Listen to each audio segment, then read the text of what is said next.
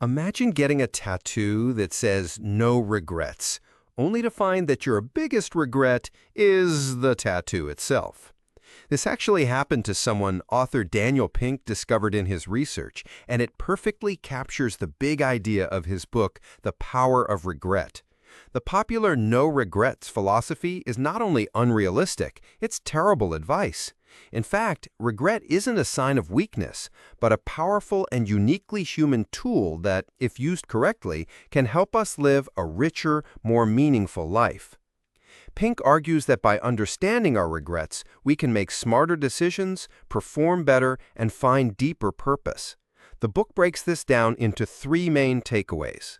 First, that regret is a fundamental and useful human emotion. Second, that our most common regrets fall into four core categories. And third, that there's a simple three-step process to transform regret from a burden into a benefit. Let's dive into those ideas. First, why is regret actually good for us? We're often told to look forward and never look back, but Pink's research shows that regret is a feature, not a bug, of our mental software. It's an emotional signal that something in our past went wrong, giving us a powerful nudge to do better next time. Thinking about what we regret clarifies what we actually value. If you regret not being a more present parent, it means you deeply value your family. Regret, in this light, is a form of emotional GPS, pointing us toward the life we truly want to live. So what do we actually regret most? This is where it gets really interesting. Pink and his team conducted the largest ever survey of American regrets, and they found that our regrets aren't random. They fall into four distinct categories. Number one, foundation regrets.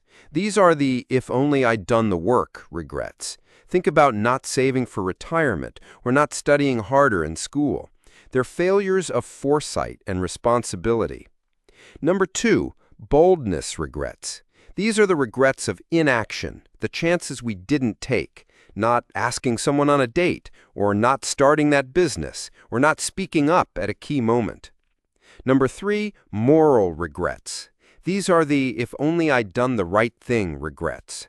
Times when we lied, cheated, or hurt someone.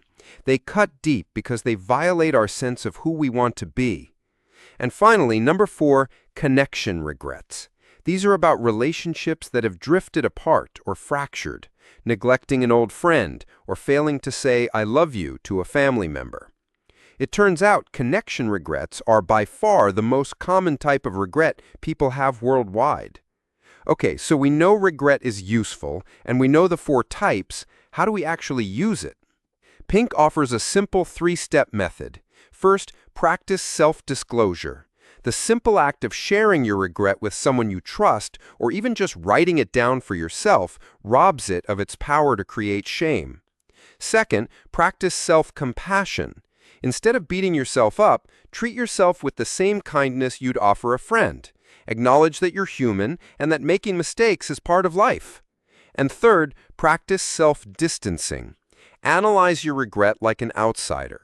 Ask yourself, what would I tell my best friend to do in this situation? This shifts your perspective from emotional wallowing to practical problem solving. What's the lesson here? And what's one small step I can take now? In the end, the power of regret shows us that looking backwards doesn't have to hold us back. The key takeaway is to stop running from regret and start listening to it. As Pink writes, our regrets are our teachers. They instruct us on how to live better. By understanding our foundation, boldness, moral, and connection regrets, we can use them as a blueprint for a better future.